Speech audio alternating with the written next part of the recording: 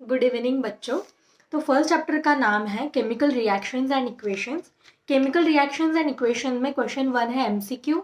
ये एमसीक्यू मैंने बहुत सिंपल वाले दिए थे, ये आपको आए होंगे। क्वेश्चन 2 मैंने दिया था वेरी शॉर्ट आंसर्स। वो शॉर्ट आंसर्स में मैंने पहले जो चैप्टर का बेसिक कंसेप्ट है, what is reaction, what is the type of reaction, ये मैंने उसमें थोड़ा बहुत डिस्कस किया था। तो डिफाइन कॉम्बिनेशन रिएक्शन आपको आंसर लिखते समय याद रखना है कि क्वेश्चन में ही आंसर आधा समझ आना चाहिए। ओके, क्वेश्चन जो दिया होता है उसमें ही आधा आंसर छिपा हुआ होता है। तो पहला क्वेश्चन क्या है, combination reaction, what is combination reaction. So उसमें ही उसका आधा आंसर छिपा हुआ है। दो चीजों का कॉम्बिनेशन हो रहा है और उसका क्या निकल रहा है, प्रोडक्ट, सिंगल प्रोडक्ट निकल रहा है। तो उसको कहते हैं हम कॉम्बिनेशन रिएक्शन। मतलब जिस भी रिएक्शन में दो चीजें इकट्ठा होकर एक सिंगल प्रोडक्ट निकल रहा है उसे हम बोलते हैं combination reaction. So the reaction in which two or more reactants reacted with each other to form a single product is called as combination reaction. Second question मैंने दिया था डिकम्पोजिशन रिएक्शन। डिकम्पोज मतलब क्या होना, डिकम्पोज होना, कोई चीज जो है वो डिकम्पोज होना, बाइफरगेट होना, डिस्ट्रॉय होना। तो कॉम्बिनेशन का प्रॉपर उल्टा है डिकम्पोजिशन रिएक्शन। जो सिंगल प्रोडक्ट है उसका दो में कन्वर्ट हो जाता है, उसे बोलते हैं हम डिकम्पोजिशन रिएक्शन। ये दोनों रिएक्शन आपको समझ में आए होंगे। पहले था कॉम्बिनेशन रिएक्शन, सेकेंड वन था डिकम्पोजिशन रिएक्शन। एक रिएक्टेंट है वो डिकम्पोज हो रहा है दो प्रोडक्ट्स में। Okay, the reaction in which a single reactant decompose to form two or more products is called as decomposition reaction. Then next मैंने क्वेश्चन दिया था आपको डिफाइन डिस्प्लेसमेंट रिएक्शन। डिस्प्लेस मतलब क्या होता है, एक रिएक्टेंट दूसरे रिएक्टेंट का जो आयंस होते हैं उनमें क्या हो जाता है, डिस्प्लेस हो जाता है। मतलब ये रिएक्टेंट इसका आयन लेके अदर प्रोडक्ट फॉर्म करता है, तो उसे कहते हैं हम displacement reaction. So displacement reaction में क्या होता है, the reaction in which one atom displaces another atom, okay, to form a product is called as displacement reaction. As simple as that. Then fourth question था double displacement. मतलब इसमें question में ही answer है।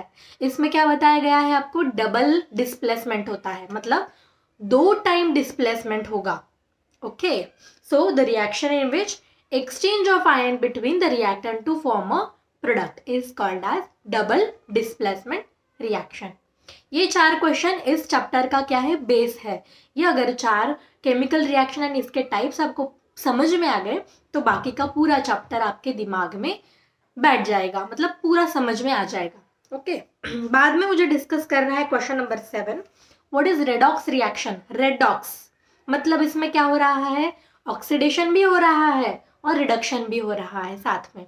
So the reaction in which oxidation and reduction reaction takes place simultaneously, this reaction is known as redox reaction. So give example, उसका एक example देके आपको वो आंसर फिनिश करना है। देन मैंने दिया था question number 3 short answer question.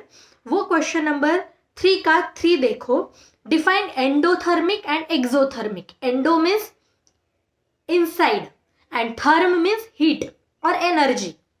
Okay, so endo heat absorb or energy absorb, exo heat evolved or energy get evolved during the reaction. So endo exo आपको समझ में आ गया। तो इसको मैंने क्या बोला था आपको, इसको डिफाइन करना था। endo means the reaction in which heat is get absorbed or energy is get absorbed. This reaction is called as endothermic. And exo means heat evolved out or heat is given out during the reaction. Then question number 4 देखो, precipitation reaction। आपको पूछा गया है question में कि what is precipitation reaction. So precipitation reaction क्या होती है, क्वेश्चन में ही आंसर छुपा है। प्रेसिपिटेट फॉर्म होता है जिस रिएक्शन में, उसे हम कहते हैं precipitation reaction. The reaction in which precipitate is formed in a product. Okay, this reaction is called as precipitation reaction. So precipitation reaction का मैंने आपको एक एग्जांपल देने के लिए बोला था। तो reaction in which precipitate is produced is called as precipitation reaction and it produce insoluble salt. Precipitate क्यों फॉर्म होता है? क्योंकि जो प्रोडक्ट तैयार होता है उसमें वो सोल्यूबल नहीं होता, तो इसीलिए वो इनसोल्यूबल प्रेसिपिटेट तैयार होता है रिएक्शन में। AgNO3 NaCl, AgNO3 मतलब क्या? Silver nitrate. Silver nitrate NaCl के साथ रिएक्ट होता है तो उनके आयंस क्या हो जाते हैं? एक्सचेंज हो जाते हैं। AgCl तैयार हो जाता है as a precipitate and NaNO3 sodium nitrate as a product. Then question 4 मैंने दिया था balance the following equation. Balancing तो आपको आती ही होगी, बस पहले देखना है हाइड्रोजन बैलेंस है दोनों साइड में, देन देखना है आपको ऑक्सीजन बैलेंस है दोनों साइड में।